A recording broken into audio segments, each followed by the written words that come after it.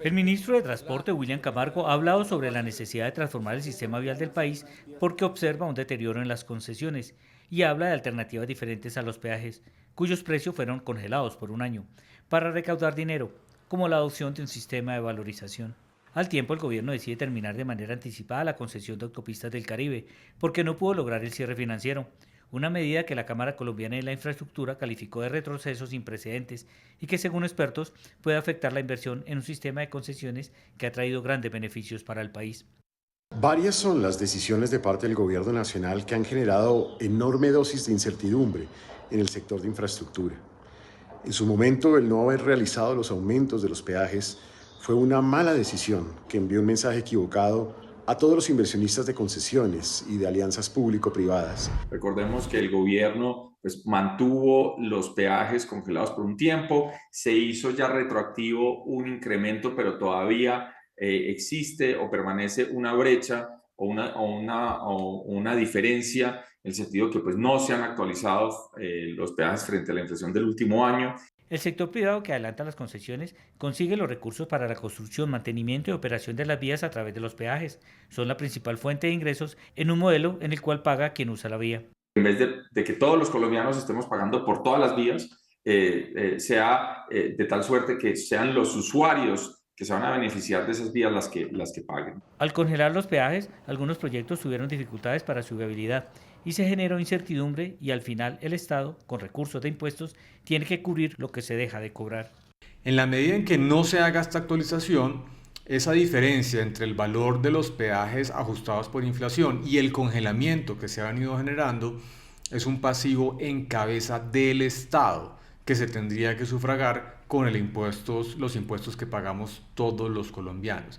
Reemplazar con recursos de valorización de los predios en las zonas aledañas a las obras de infraestructura que se realizan no es una opción a corto plazo, ni puede reemplazar el ingreso por peajes. Es una fuente de recursos complementaria. El país tiene que tener la claridad es que implementar estos esquemas de valorización va a tomar cierto tiempo, porque entre otras tenemos problemas con el tema de la valorización catastral, no sabemos muy bien cuáles son los valores de los predios. Los analistas también consideran una equivocación terminar la concesión de las autopistas del Caribe, lo que puede traer demandas que al final se pagan con recursos del presupuesto. Es un mensaje equivocado no solamente para ese proyecto, sino para otros proyectos.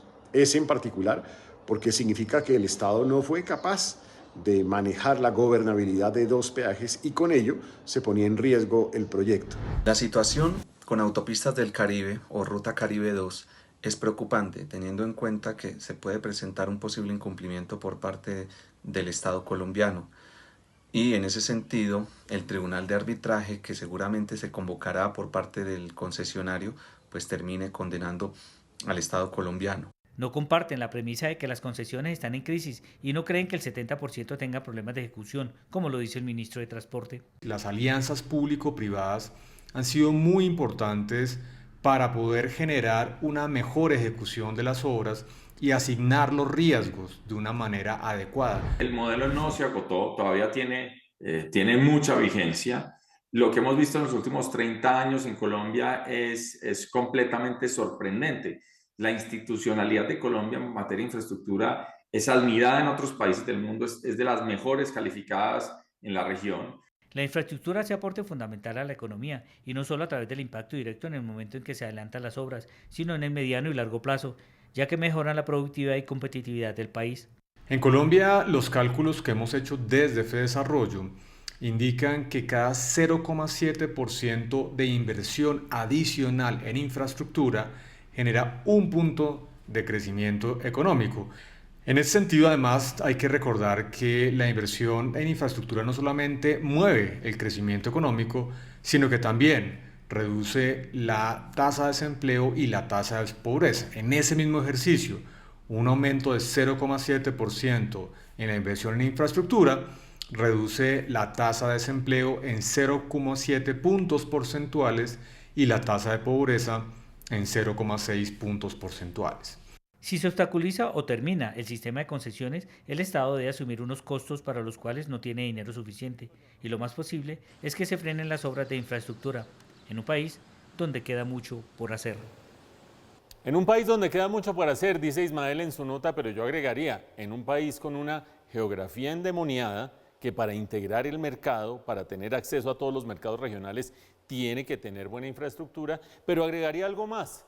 A diferencia, por ejemplo, de Argentina o a diferencia de Brasil, en Colombia hay muchos mercados internos alejados de las costas y eso significa, por supuesto, tenemos una población muy importante en el Caribe, otra población en el Pacífico, pero ¿cuánta población andina? ¿Cuánta población en los Santanderes? ¿Cuánta población en el suroriente del país también? Y eso significa que hay que integrar el país. No solamente para que anden los camiones y se beneficien los transportadores, sino para que toda la economía se mueva. Ahí está el estudio de Fedesarrollo que dice que por cada 0,7% de incremento de la infraestructura, del desarrollo de la infraestructura, la economía crece un 1% del PIB. Es decir, que hay un efecto multiplicador en el crecimiento de la economía por razones evidentes de la importancia de la infraestructura. Y ahí es donde caen como un baldado de agua fría las posiciones y decisiones y anuncios erráticos del gobierno. ¿Por qué? Porque las vías se hacen de dos maneras, o las hace Invías, que es inversión pública directamente, o las hace la ANI a través de concesiones. Se le da una concesión a un privado para que haga la vía de aquí hasta allá y termina la ANI aportando parte del capital. ¿Cómo funciona una concesión? Yo me gano X, se gana la concesión, yo me la gano. Se la termina ganando X y esa empresa X pone parte de capital, va al mercado financiero nacional e internacional, financia el resto y empieza por su cuenta a construir esa concesión. ¿Cuándo le entra platica? Pues cuando la ANI le termina girando las famosas vigencias futuras de las que hemos hablado aquí y cuando empieza a cobrar peajes. Por lo tanto, tener certeza sobre vigencias futuras y tener certeza sobre peajes es fundamental para que se haga una vía de concesión. De lo contrario, no hay financiación, ningún banco le va a prestar si no existe certeza. Por eso es que ahora ha sido tan crítico que el gobierno empiece a decir no vigencias futuras, sí pero no, el proyecto de presupuesto que se aprobó en el Congreso le vamos a quitar vigencias futuras, etcétera, etcétera, y aparte de eso, que no se hayan reajustado los peajes. Es decir, las dos fuentes fundamentales de retribución de un concesionario que construye una de las vías por donde transitan ustedes, nosotros y toda la economía colombiana están en tela de juicio en las discusiones de política pública del gobierno. Por eso es tan importante el llamado de la Cámara Colombiana de la Infraestructura a decir reglas del juego claras, de lo contrario nos varamos literalmente en este tema de las vías.